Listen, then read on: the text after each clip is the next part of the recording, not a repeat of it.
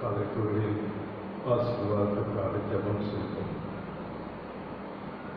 மகா பரிசுத்தமும் மிகுந்த வல்லமையும் கிருபையும் நிறைந்த நல்ல ஆண்டவரே, ஓய்வு நாளில் காலை பொழுதுக்காக உமக்கு நாங்கள் நன்றி செலுத்துகிறோம்.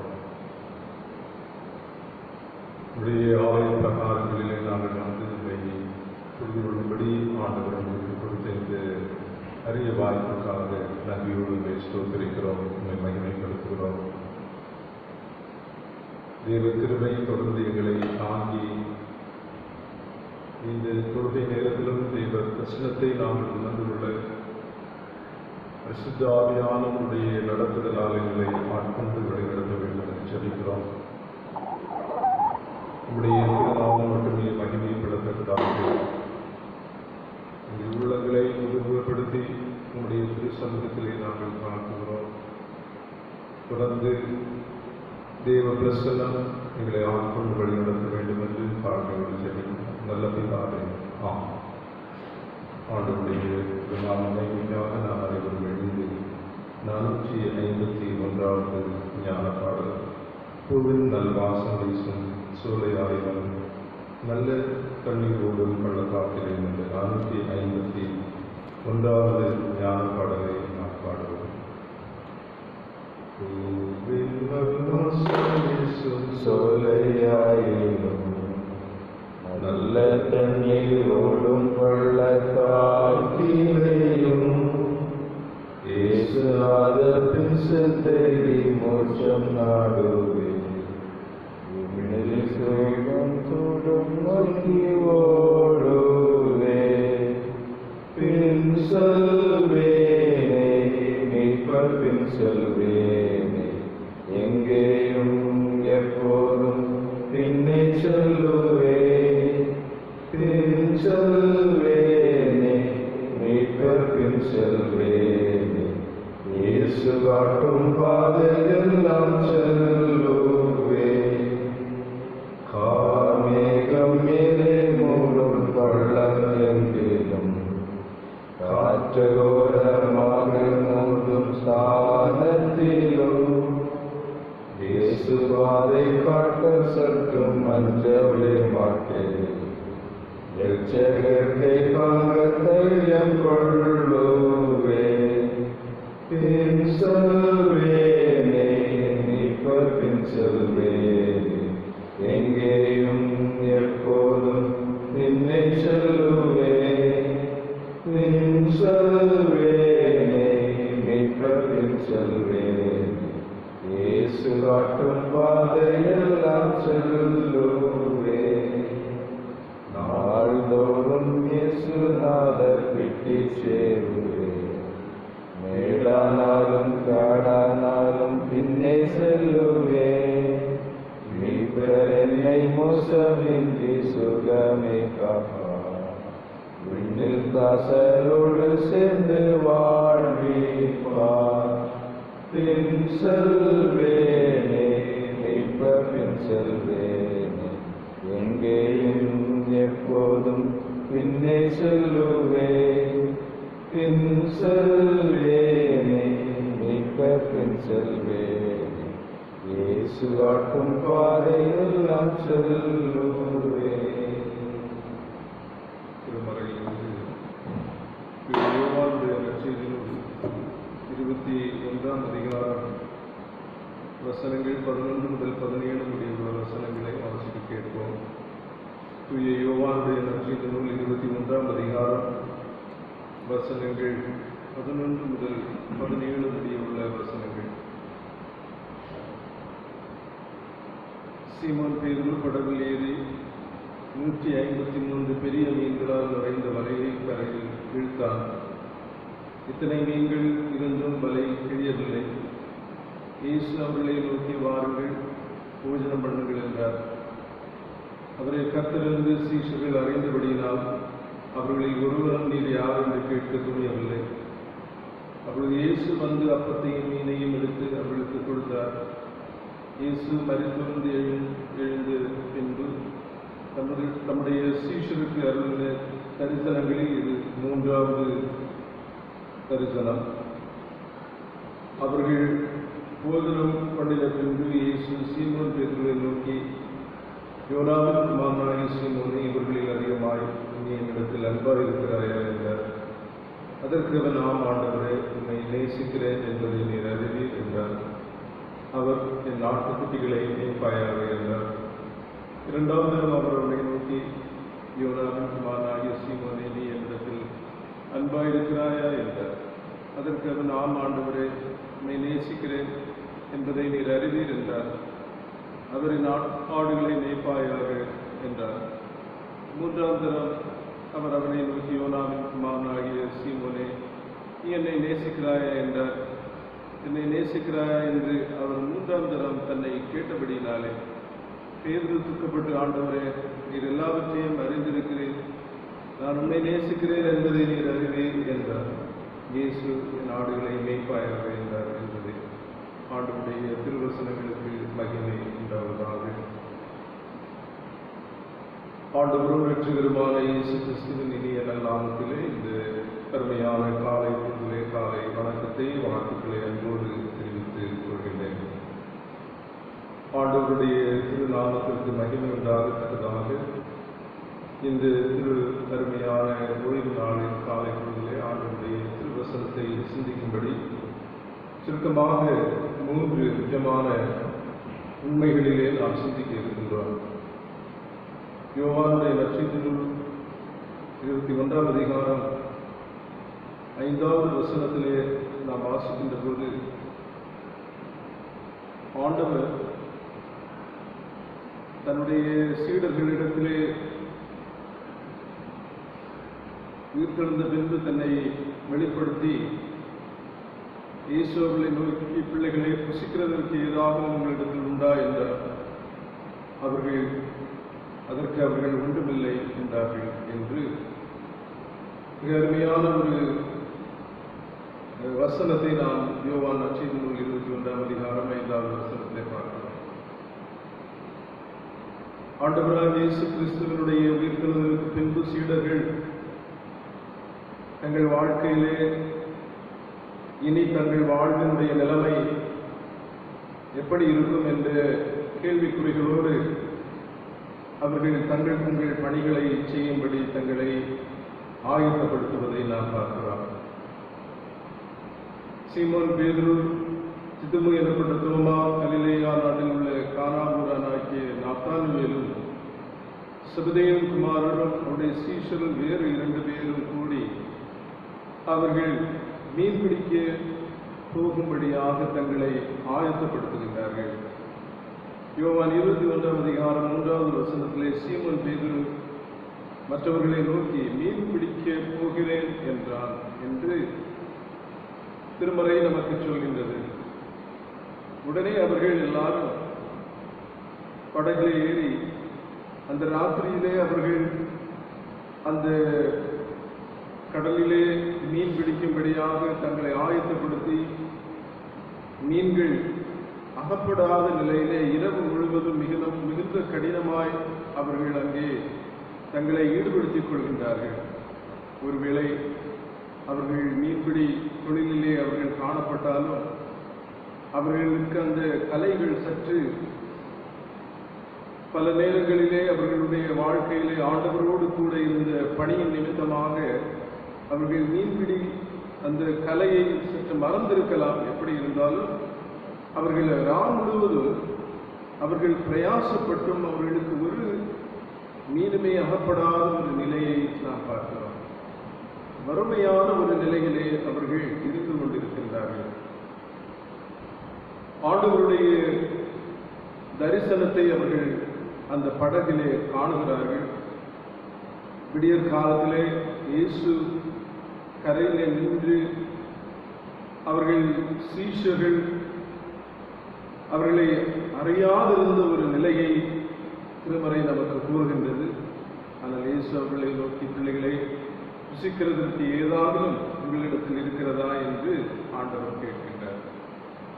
இவர்களுடைய கடின உழைப்பும் இவர்கள் மீன்பிடிக்க செல்ல வேண்டிய காரணங்களையும் உணர்ந்த ஆண்டவர் இவர்களிடத்திலே ஏதாவது இருக்கும் என்று சொல்லி ஆண்டவர் அவர்களிடத்திலே கேட்கின்ற போது அவர்கள் வெறுமையான ஒரு பதிலை கூறுவதை பார்க்கிறோம். பிரியமானவர்களே, ஆண்டவர் நம்முடைய வாழ்க்கையில எதிர்பார்க்கின்ற ஒரு அருமையான ஒரு காரியம் என்னவென்றால், நிறைவான ஒரு அனுபவத்தை நம்மிலே எதிர்பார்க்கின்றார். ஆனால் பல நேரங்களிலும் நாம் வெறுமையான ஒரு நிலையிலே வாழ்ந்து கொண்டிருக்கின்றோம் என்பதை நாம் கண்டுகொண்டிருக்கின்ற ஜனங்களாக இருக்கிறோம். நம்மிலே ஒரு நிறைவான ஒரு அனுபவம் நம்முடைய ஜீவியத்தில் இல்லாத ஒரு நிலை இருக்கிறபடினாலே நம்முடைய வாழ்க்கை வறுமையான ஒரு நிலை காணப்படுகின்றது. ஏனென்றால் ஆண்டவர் நம்முடைய வாழ்க்கையிலே இருப்பார் என்றால், நம்முடைய ஜீவியத்திலே அவர் எப்பொழுதும் இருப்பார் என்றால் நிறைவான ஒரு அனுபவம் நம்மிலே வருகின்றது. அது யோவானுடைய நற்செய்திகள் 21ஆம் அதிகாரம் 11வது வசனத்திலே அங்கே நாம் வாசிக்கின்ற போது அங்கே சொல்லப்பட்டிருக்கிற வார்த்தைகள், சீமோன் பேதுரு படவில் ஏறி 153 பெரிய மீன்களால் நிறைந்த வலையை கரையில் இழுத்தான். இத்தனை மீன்கள் இருந்தும் வலை கிளியவில்லை என்று நாம் பார்க்கிறோம். பிரியமானவர்களே, அற்புதமான ஒரு காரியம் இங்கே நடைபெறுகிறது.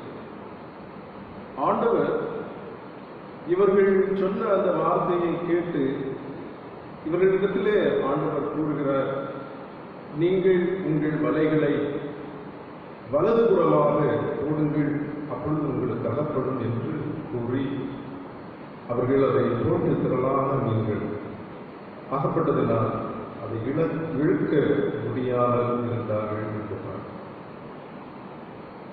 அவர்கள் மீன்களை இழுக்க முடியாத அளவுக்கு ஆண்டவருடைய அற்புதமான வார்த்தைகள் அவர்களுடைய அந்த வறுமையான நிலையிலே அவர்கள் கண்டுகொண்டதை நாம் பார்க்கிறோம். பிரியமானவர்களே, ஆண்டவராகிய இயேசு கிறிஸ்துவினுடைய உயிர்த்தெழுதலுக்கு பின்பு இந்த சீடர்கள் வறுமையான நிலையிலே எதை செய்வது, எதை தங்கள் வாழ்க்கையிலே தங்களுடைய வாழ்வின் எதிர்காலத்திற்காக அமைப்பது என்கின்ற ஒரு கேள்விக்குறிகளோடு அவர்களுடைய வாழ்க்கை காணப்பட்டது. பல நேரங்களிலும் அவர்கள் என்ன செய்வது, ஏது செய்வது என்கின்ற இயக்கத்தோடு காணப்பட்டார்கள்.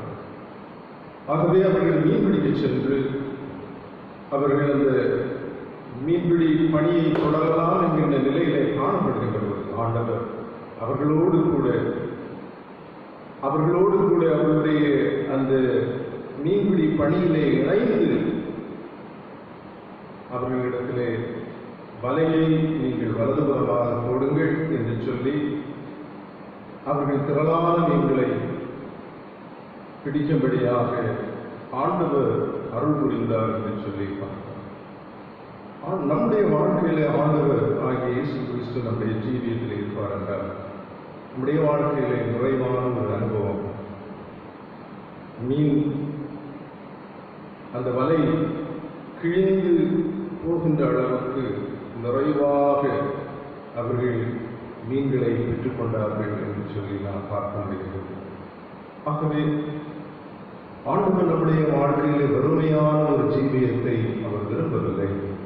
நம்முடைய வாழ்க்கையிலே நிறைவான ஒரு அனுபவத்தை நம்முடைய வாழ்க்கையிலே விரும்புகிறார். அது மட்டுமல்ல, நிறைவான அனுபவத்திலே பகிர்ந்து கொள்கின்ற ஒரு தன்மை நம்முடைய ஜீவியத்திலே வர வேண்டும். அநேக ஆசீர்வாதங்களை ஆண்டவரிடத்திலே நாம் பெற்றுக்கொள்வது மட்டுமல்ல, ஆசீர்வாதங்களை ஆண்டவர் நமக்கு தருகின்ற நிறைவான அனுபவங்களை நாம் பகிர்ந்து கொள்கின்ற மக்களாக இருக்க வேண்டும். திருமறையிலே இந்த அருமையான வேதபகுதியிலே நாம் பார்க்கிறோம்.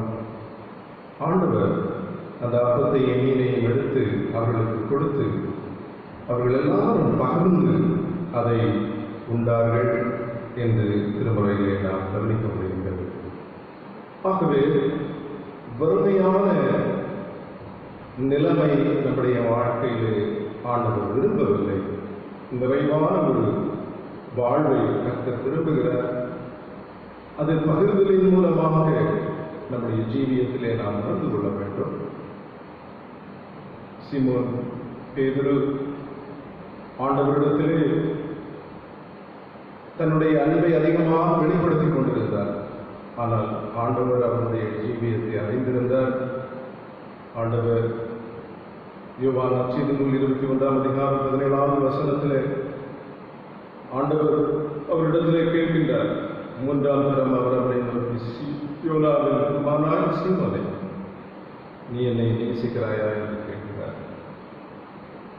என்னை நேசிக்கிறாயா என்று அவர் 3ஆம் தரம் தன்னை கேட்டபடியாக பேதுரு தூக்கப்பட்டு, ஆண்டவரே, இது எல்லாவற்றையும் அறிந்திருக்கிறேன், நான் உன்னை நேசிக்கிறேன் என்பதை என் அறிவீர் என்று ஆண்டவரிடத்திலே சொல்கின்ற போது ஆண்டவர் சொல்கிறார், நீ என் ஆடுகளை மேய்ப்பாயாக என்று சொல்வதை நான் பார்க்கிறோம்.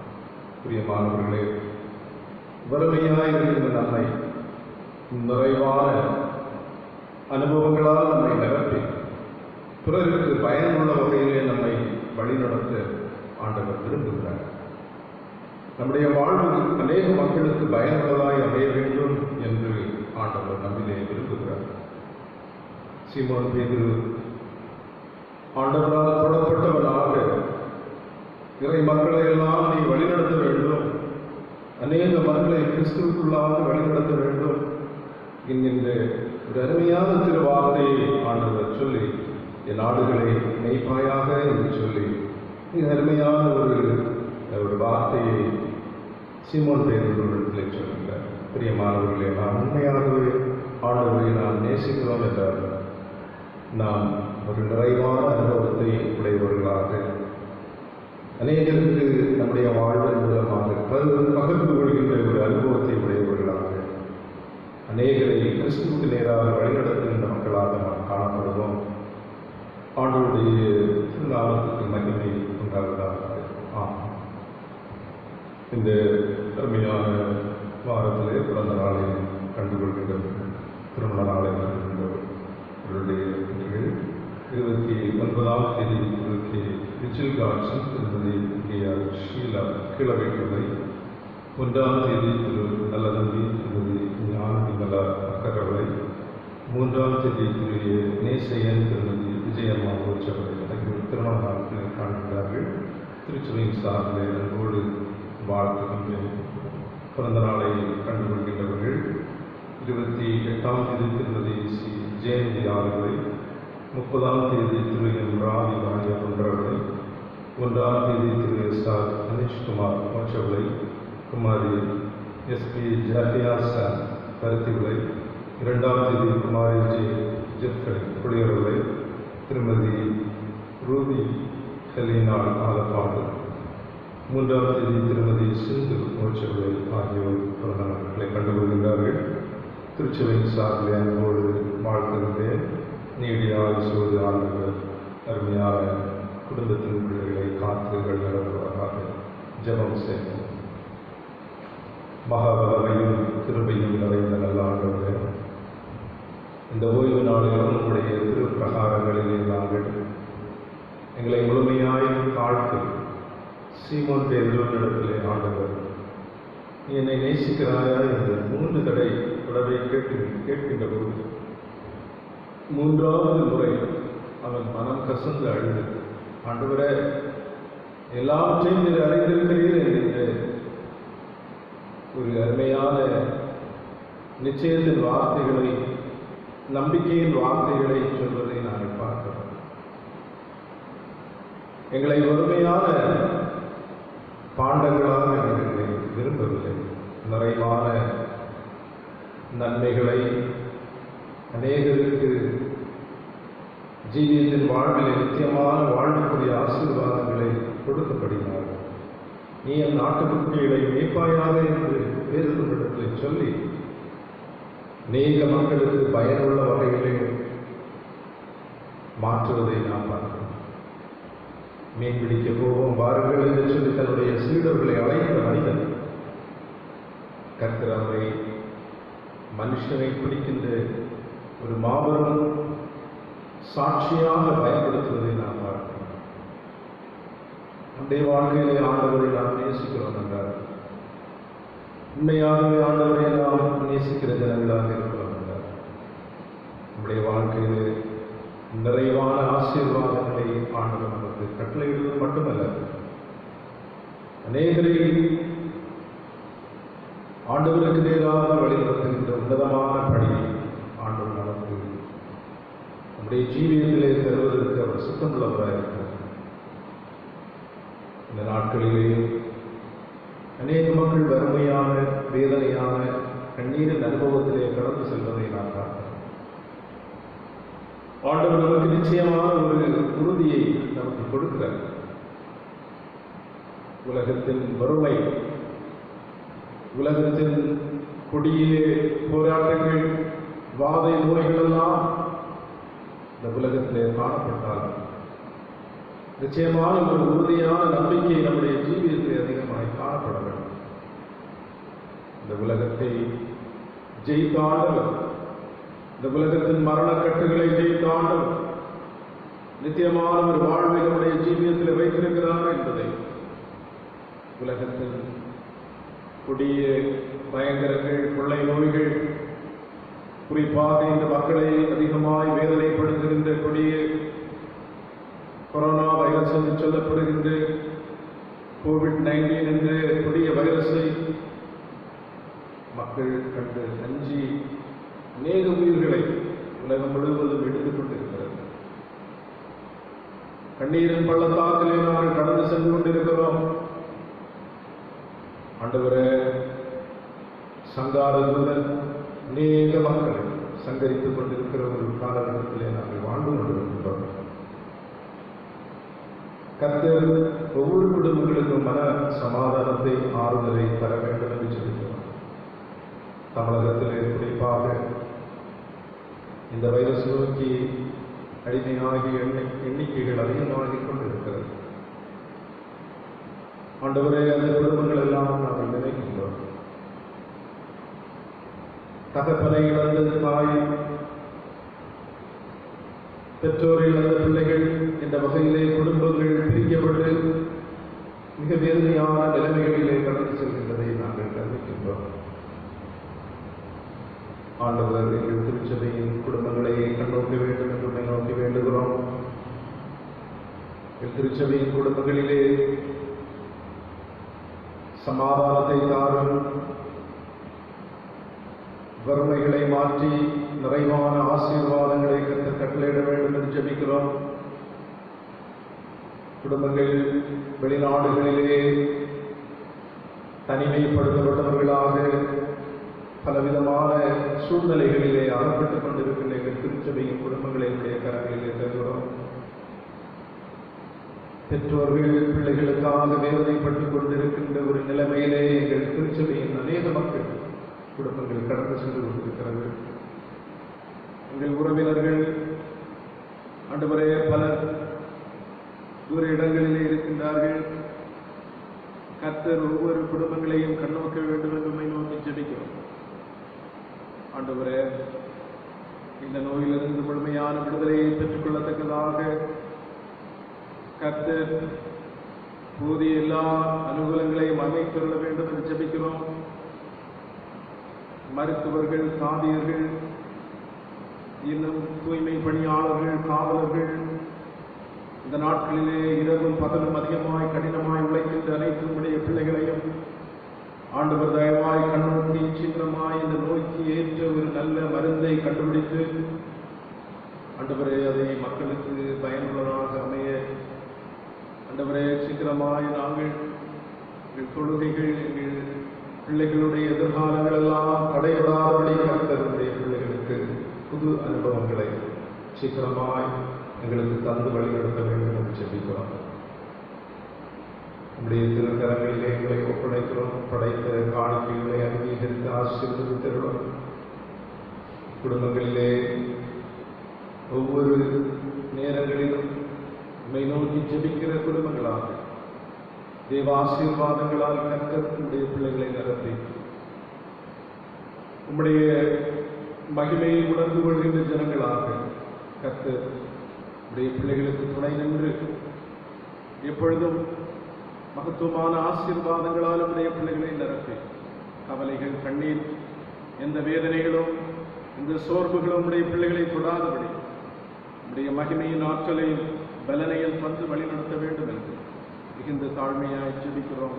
நல்ல பிதாவே, ஆமென். என் ஆத்துமாவே கர்த்தரை ஸ்தோத்திரி, என் உள்ளமே பரிசுத்த நாமத்தை ஸ்தோத்திரி, என் ஆத்துமாவே கர்த்தரை ஸ்தோத்திரி. செய்த சகல உபகாரங்களை மறவாதே. ஆமே. நம்முடைய ஆண்டவராகிய இயேசு கிறிஸ்துவின் கிருபையும் பிதாவாகிய தேவனுடைய அன்பும் பரிசுத்த ஆவியானவரும் ஐக்கியம் நம் அனைவரோடு கூட இன்றும் என்று சதா காலங்களிலும் நிறைவாய் தங்கியிருப்பதாக.